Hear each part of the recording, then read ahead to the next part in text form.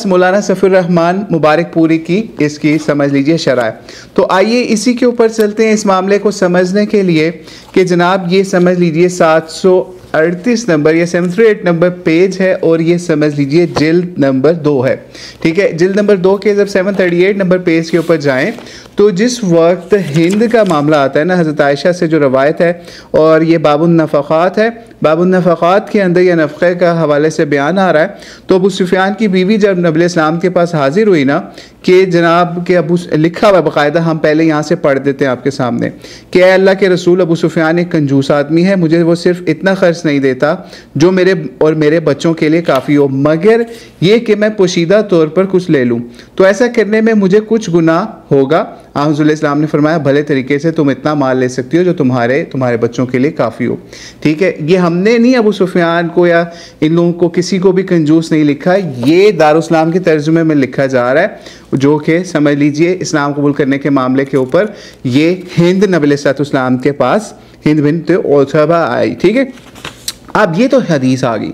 आगे शरह क्या करते हैं, शरह के अंदर मुख्तलिफ चीज़ें बयान करने के बाद ना नीचे पहुँचते हैं तो कहते हैं कि जनाब इसने यानी रावी के हवाले से कहते हैं हिंद बिन उतबा बिन रबिया बिन अब्द शम्स जो है ना, इसने फ़तह मक्का के मौके पर अपने शोहर अबू सुफियान के दायरा इस्लाम के में दाखिल होने के बाद इस्लाम कबूल किया। यानी ये भी एक वाक़या है बाकायदा, ये भी आप पढ़िएगा, ये वाक़या भी बड़ा ही ऐसा है कि अबू सुफियान इस्लाम कबूल करके जब घर गया तो क्या मामला इसकी बीवी ने इसके साथ किया।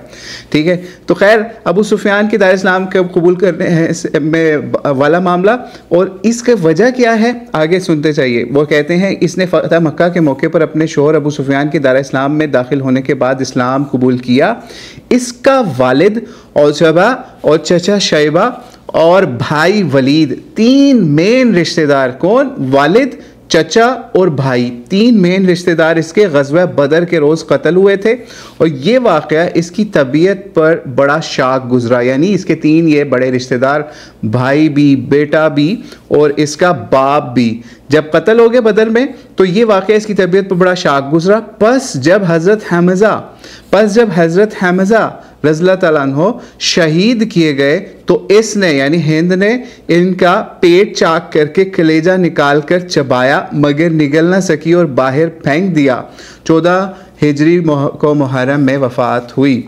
ठीक है, इसकी और इसके अलावा भी मुख्तलिफ सनों का जिक्र है। ये समझ लीजिए आपके सामने हमने एक वाक़या बयान कर दिया जिसके अंदर बाकायदा सफ़ीउर रहमान मुबारक साहब ने भी इस पर स्टैंप लगा दी, दारुस्सलाम ने भी इस पर स्टैंप लगा दी। ठीक है, बुलूगुल मराम ने भी एक किस्म की इस पर स्टैंप लगा दी।